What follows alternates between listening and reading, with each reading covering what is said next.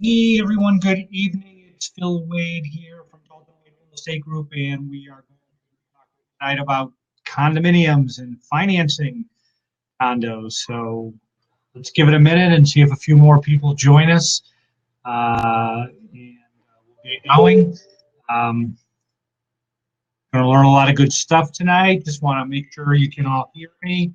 And hey, Jerry, how you doing? Hey, David. Hey, David, I'm going to be over your area tomorrow. I thought maybe we could get a cup of coffee. I'll send you an email when we're done. Hey, Aves, how you doing? Hey, Stacy, good to see you. Give it another minute. Interesting. This wasn't the most popular subject. I was surprised, but it's an important one. We didn't get quite as good a response as we usually do. Hey, Dory. Hey, Ron. Good to see you. All right, we'll give it another minute or so, and we'll see if we get anybody else to join. But then looks like two more people popped on. Hey, Lisa, good to see you. Say hello, everybody. Let us know who's there. Um, yep, we're gonna kind of get into this in a minute. So, hey, Victoria, how you doing? I like your avatar. Hey, Frank.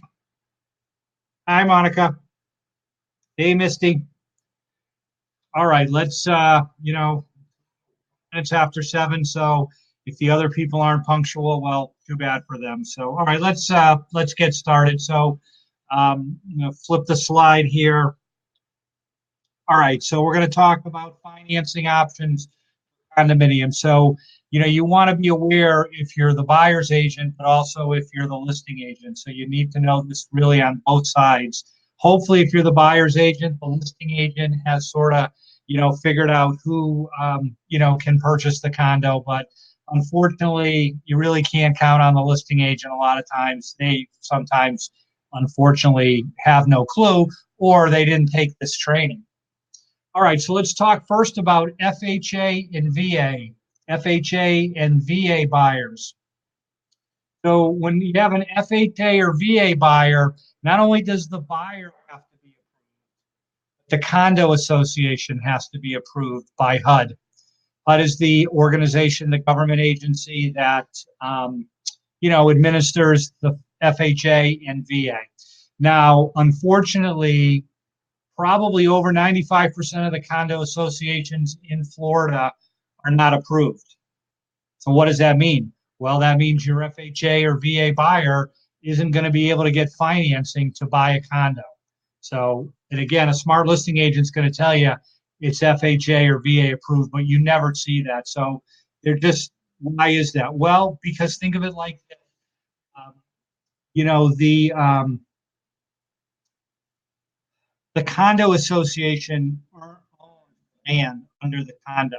That's the main reason. So FHA and VA want to make sure that the association is in good standing, so to speak, because their collateral is based on the condo association owning the land. So there's a whole bunch of stuff that FHA and VA requires of that condo association. I mean, it is possible to get an approval. I mean, you can be approved to be like when I practiced real estate up in Massachusetts, probably there 75% of the condos were approved. Here, and I actually got a couple approved myself. I mean, you have to have an attorney, you have to submit a bunch of paperwork, take some time, but it will get approved. Here, all right, I'll try to get a little closer to the you know to the speaker. Hopefully that'll come in, and I'll stop moving around, and it'll hopefully come in better. But that's really the reason, Lisa. It's because it's the condo association owns the dirt, and that being such an integral part of the property, FHA and VA require more, scrutiny. Again, remember, right? FHA 3.5% down, VA nothing down. So the lender doesn't have a lot of collateral. So they want to make sure the association meets a certain baseline criteria. That's the reason. Does that make sense? Perfect. All right. So now, but you have that, FHA or VA buyer, and they don't want a single family home, or they can't afford a single family home. then what can you do? Well, you can show them townhouses or villas. And see at the end here at the the bottom of they are fee simple. What does that mean? Fee simple. We were all tested on that on our real estate exam. Fee simple is the dirt is attached to the property. That's the big difference. So with a townhouse, you own the dirt underneath the townhouse. With the condominium, the condo association owns the dirt. So that's why, FHA, VA works for townhouses and villas.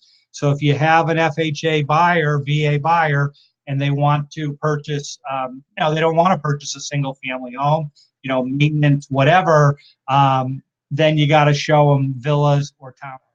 That's the difference. Those work, those can be approved. Everybody good?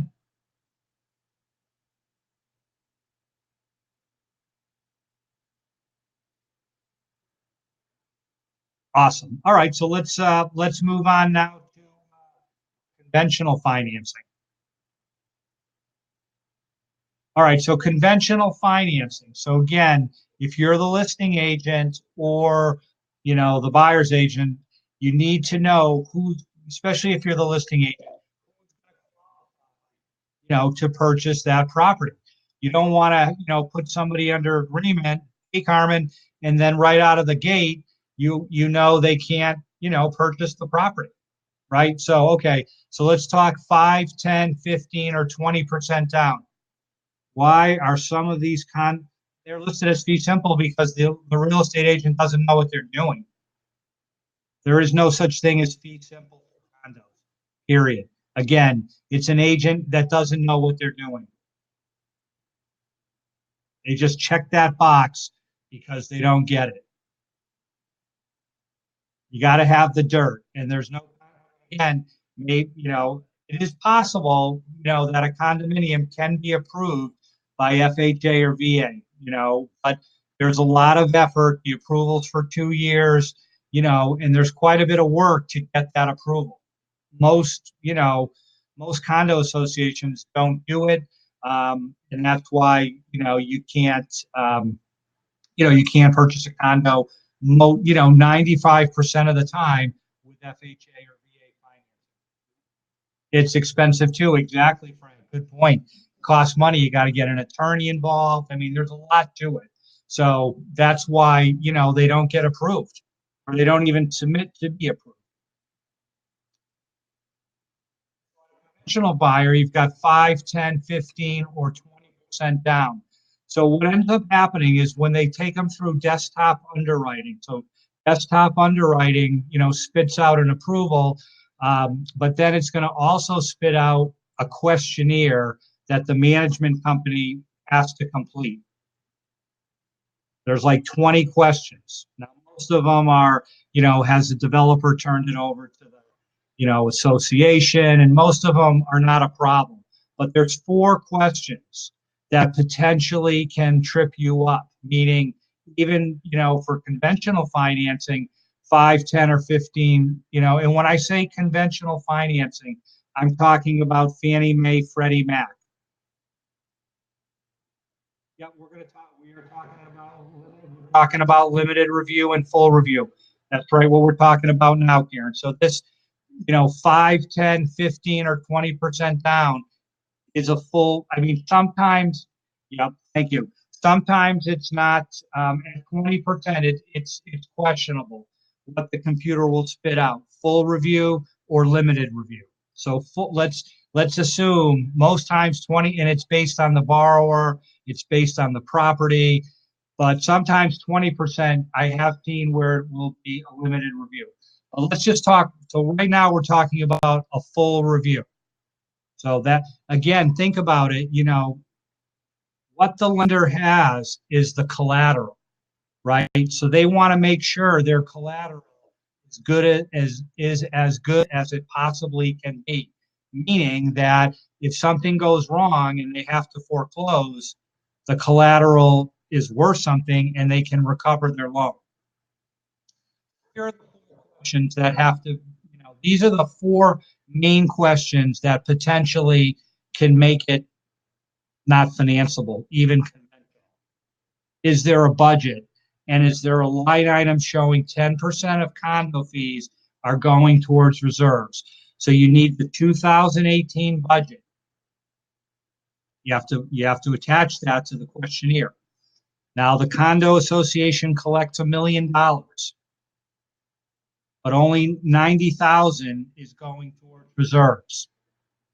It fails because that's only 9%, and they need 10%. So no financing, 5, 10, 15, or 20% down. If it's a full review, um, if they don't have 10% in reserves.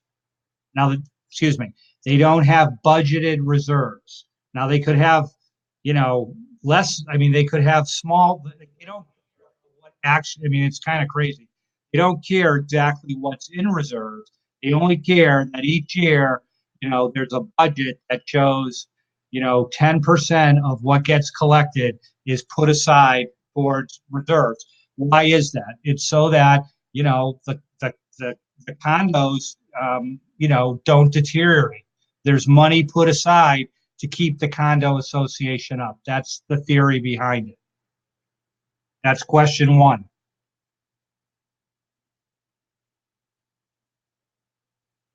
Question two, are there 15% or more of the condo owners delinquent on their condo fees? I spelled there wrong. Got to fix that. 15% or more of the condo owners delinquent on their condo fees.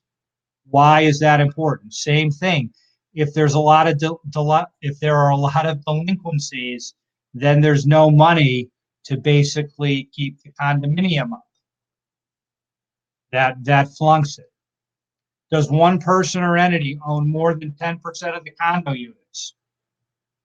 So there's 100 units and one guy owns 15 of them. One entity owns 15. It fails. Again, why is that? Well, if that one person stops paying his condo fees, condo association, can fall into disrepair. Then the last question is there litigation against the condo association? So any litigation flunks it. Those are the four main things that will end up causing it not to qualify for 5, 10, 15, and maybe 20% down, depending if it spits out, the full review. Structural versus non-structural. Can you expand on that, Frank?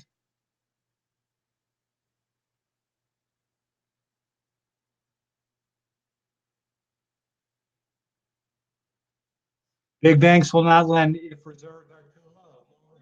May be able to find a lender with 25% down. Had a listing with pending lawsuit and the lender asked for details and we did get approved. So maybe there can be exceptions. That is true. You have to get a waiver. So sometimes you can do that. If it qualifies on all other matters, again, this is where you need a good lender who's willing to go back, to underwriting, to FH, to Fannie Mae or Freddie Mac and see if they can get the exception. David, it's not so much big banks. These are basically, Fannie Mae, Freddie Mac conventional guidelines. We're going to talk a little bit next about who actually can maybe finance this. But those are the questions, especially if you're the listing agent. Right? As the listing agent, you want to be able to know who can buy your listing, right? So if it's a condo, you want to make sure you know who can buy it. And those are the four main questions those are really the four questions that basically, there's some like, is there 20% retail space? There's some other more obscure things that most times, don't come into play. These come into play. These are the four main questions. So if you're the listing agent, getting that listing and you're getting ready to sort of put it out there, you want to check with the management company and ask them those four questions so you kind of know, okay, if I do get a 10% conventional buyer, am I good to accept that offer? Everybody good with those four questions and kind of how we're closing on it has been a challenge. and not too many realtors will sell condos. Well, I know a lot of realtors who will sell condos. You just got to know what you're doing. I mean, that's really what it comes down to. Yeah, most definitely. I mean, you got to basically, you want to know who you can sell it to. Obviously, a cash buyer is good. Let's talk about, somebody going conventional, putting down, more than 20%.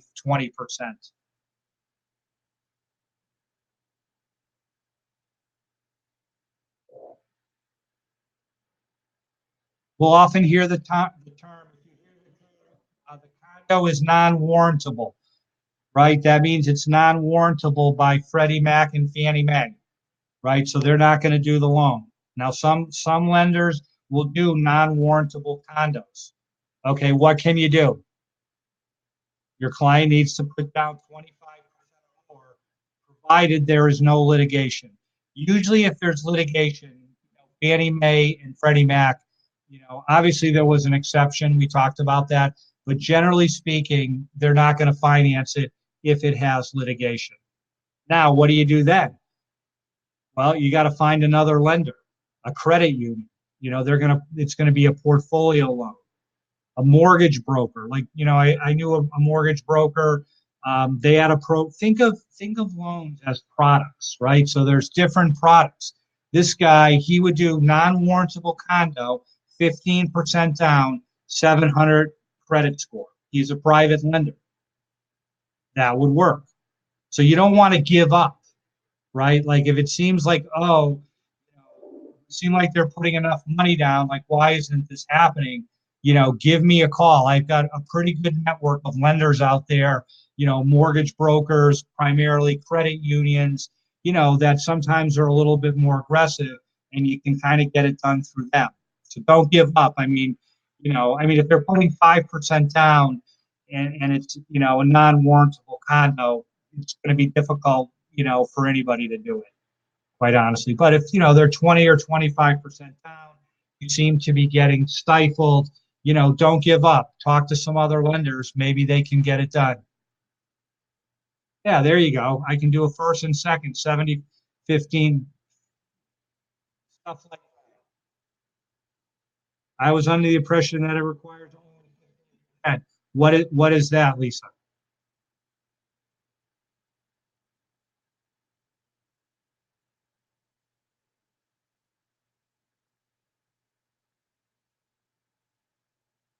Right. You put 15% down on your condo. Great. Qualified. Didn't have those issues. They had the reserve. They had the budgeted reserves. They had, nobody owning, 10% or more. They had nobody delinquent. 15% of the owners weren't delinquent.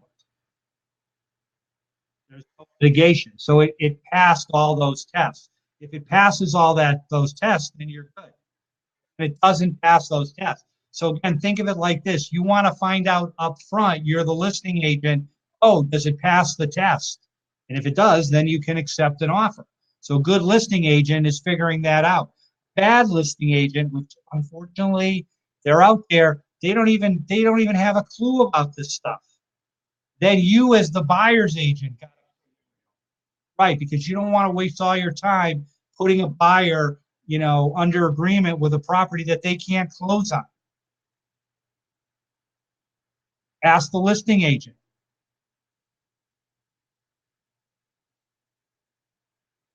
So condos are a lot trickier, and this is why.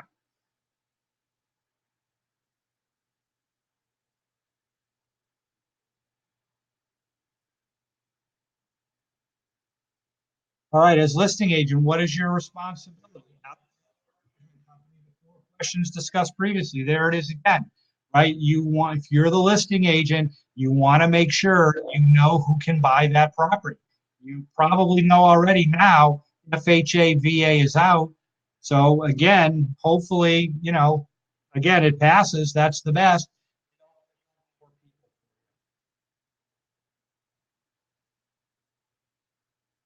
As a recent issue with flood insurance, private insurer versus one that complied with FEMA. Chase turned it down, but right. So right, exactly. So that mortgage broker, great example, Karen.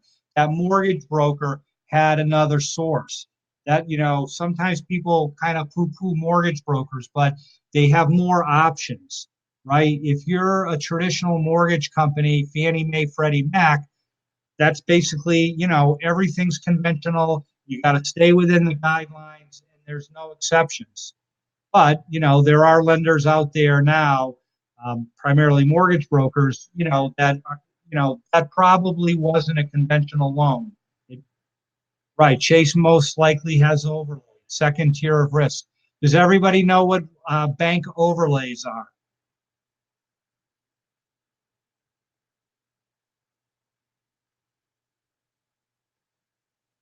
All right, let's talk about bank overlay. So bank overlay. So if you were to go, this is all new to me. That's why you're here, Lisa. That's why you're learning, because again, this stuff helps you when you're out in the field, because you're going to come up against these situations. So bank overlays are this. So you're, at TD Bank, if you're FHA, you've got to have a 640 credit score or higher. Right, second tier of guidelines underneath Fannie Mae and Freddie Mac. They're when Frank says second tier of guidelines, what they are is they're restrictive. They're making, they're making a better loan. Like if you go on the HA website, it says they can do, I believe it's 550. I know they can do 580, right? So you got a buyer that's got a 600 credit score, FHA. And they try to get approved at TD Bank. They're not getting approved there. And then you say, like, oh, bummer, this person can't buy anything. No, you need to find another lender that doesn't have that overlay. So TD Bank is reducing their risk of default. People with lower credit scores have a higher propensity not to pay the money back. So that's why they're more conservative. You got cut off here. Um, One last thing, some lenders require 50% owner occupancy on condominiums. So they put an overlay. There has to be 50% owner occupancy. Now that used to be standard. That used to be one of the questions. Fannie Mae and Freddie Mac got rid of that. It's probably been 4 or 5 years ago. But some lenders still require 50% or greater owner occupancy. Why is that? Because if there's a lot of renters, so 60% of the people are renters. Well, those 60% of the people that they don't live there. So maybe they stop paying their condo fees. It presents a higher level of risk for the lender. So that's why they add on that extra stipulation. It's all about risk. It's all about the lender getting their money back. Those are overlays. Overlays are additional guidelines or stipulations that higher that make the loan not as aggressive, or there's more, better collateral, better borrowing, right? Two examples. One bank, has to have 50% or more, owner occupancy. Another bank needs a credit score of 640. It's all to reduce their risk. Everybody get that? So again, you want to ask, FDIC insured companies are most inclined to pass up on these loans. Yes, sir. Yep. Big banks, right. Big banks. Big banks are more conservative by nature than mortgage companies. So again, the takeaway is I want to exhaust all my options. Give me a call. Maybe I know a lender, that can help get the deal done. That's what it comes down to. Again, a lot of times everybody thinks, oh, it's all the same. No, it's not all the same. If your client went to, Chase or Citi or, all the big banks, I mean, they're just not as good. They're good at many things, but mortgages, being aggressive is not one of them. So you want a mortgage company, or you want to have like I have a couple of mortgage brokers. Do we go to them all the time? No. But, in certain situations, if we're having some difficulty, I'm going to give them a call for my agent, or I'm going to refer my agent to them, and hopefully they're going to be able to get it done. So again, the takeaway is don't give up.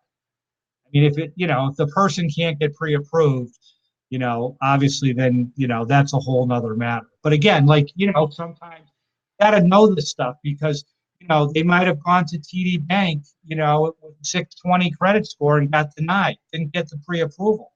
That doesn't mean they can't get a loan. There are lenders out there that'll do FHA 580 all day long. You just got to know who they are. You got to be resourceful. That's why you're here. It's great that everybody's here. I've been practicing real estate, for 10 years. I mean, I learned this stuff over time. So it's good you're here. It's good to learn it, because it can help you. You might throw in the towel and say, "Oh, I can't get this deal done." Well, you might. And then you told the client you can't get the deal done, and then, you spent some time and you didn't get paid. So, never give up. I mean, it's really understanding, I mean, a good, somebody like a good lender at, say, TD Bank, who denied them, may tell you, if they're good, yeah, we're more aggressive. We have overlays. Talk to another lender. They may be able to do it. All right, so that's pretty much it. I mean, it's not an expansive subject. It's really just, kind of the ins and outs of it. So let's summarize. FHA, VA, very, very, very difficult to put them in a condo, period. Move them to a townhouse or a villa. Those can get financed. Conventional, 5, 10, 15, or 20% down, full review. The 4 questions are, the budget, they need 10% reserves. There can be no litigation. One person can't own more than 10% of the units, and 15% or less. There can't be 15% or more delinquent on their condo fees. You basically call up the management company, you bang out those 4 questions with them, and then you know who can buy it conventionally. If there's litigation, it's difficult. You may be able to find, a credit union that'll do it, a private lender, a mortgage broker. Litigation is tough. And then the last one is, that 50% or more, you want to ask, whoever that person's going with, if there's less than 50% owner occupancy. That's another question to ask. You want, some lenders will do it, some won't. So that's kind of it in a nutshell. Glad everybody tuned in. Any last questions before we say good night?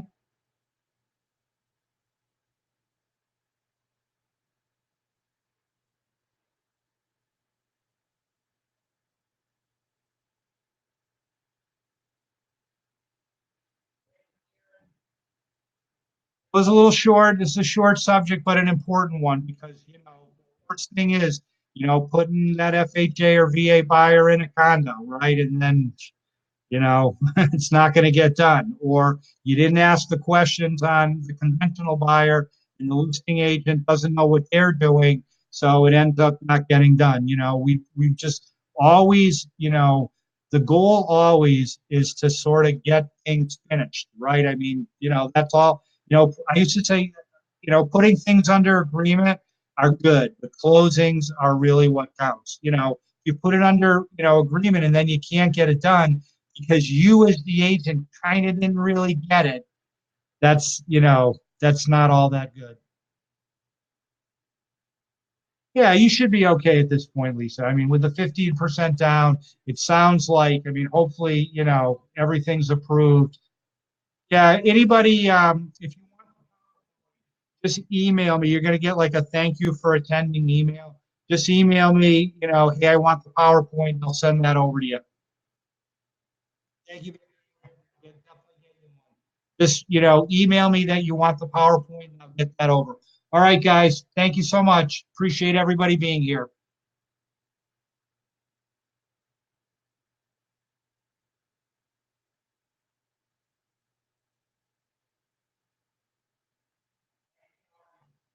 Seeing you. Talk to you soon. Hey, Juan, how you doing? Thank you for tuning in. All right. Don't forget to email me if you want the presentation, guys. Have a great night. Thank you.